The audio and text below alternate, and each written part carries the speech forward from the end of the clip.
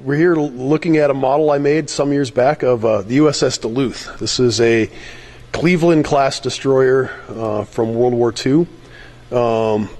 Basically, it's one of my first real attempt at making a historical, detailed historical model. It's somewhere between minifig and micro scale.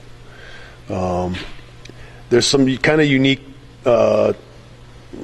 techniques I experimented with, basically bending the bricks to make the hull the right shape. So it was a bit of a challenge. Nobody had done anything like that on this scale, but I wanted to make sure we could curve the hull and curve the deck, and it seems like it came together really well.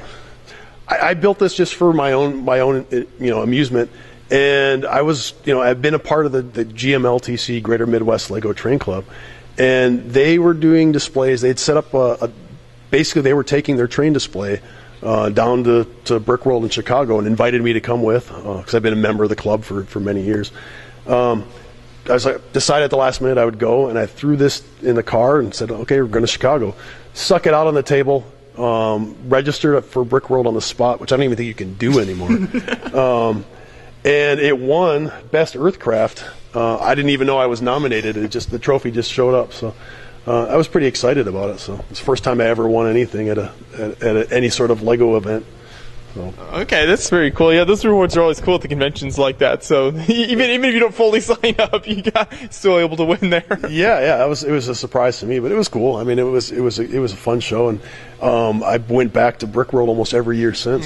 So it was a good show. I like going there. Yeah, and so as far as the ship's concerned, then what's the inside of that like as far as structurally? Is that pretty easy to move around, or? Yeah, it's fairly solid. It's basically the only thing that's not very well, that's not sturdy, is that it's so top heavy that if you take it in a vehicle and which I've had happen, where I've had to stop suddenly, the top of the ship went sliding up. So I have a picture of this thing sitting on the dashboard of my car when it went shooting across my vehicle after having to stop and make an emergency stop on the highway. This thing didn't want to stop and ended up in pieces everywhere. So wow. It's a frame inside. It's fairly well sturdy to pick up, but yeah, traveling with it's kind of you're taking your chances.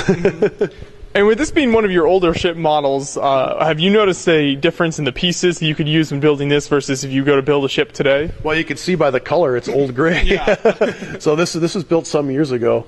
So obviously the colors have changed. When Lego changed their color palette, I actually kind of dropped off of building for a while because I was really disappointed, and it took me a long time to actually build up enough of the new grade to build anything worthwhile. So I built this ship, and then a few years later I built a slightly bigger USS Missouri, and that was a real challenge to finish because I started building it in old gray, and then Lego had their changeover halfway through my model, so I had to buy a lot of the older colors and pay a premium price to finish that model. Oh man. Yeah, I know. I don't think you were the only one upset about the color change. Yeah. I think that quite a few people. I like the new colors. Okay. I just didn't like the fact that all of a sudden my old colors didn't match. Didn't work with your old collection anymore. So when you've been collecting for 30 years, which is 35 years, which at the time was a lot of bricks for me, and then all of a sudden I can't get any more. That was a real bummer. Yeah.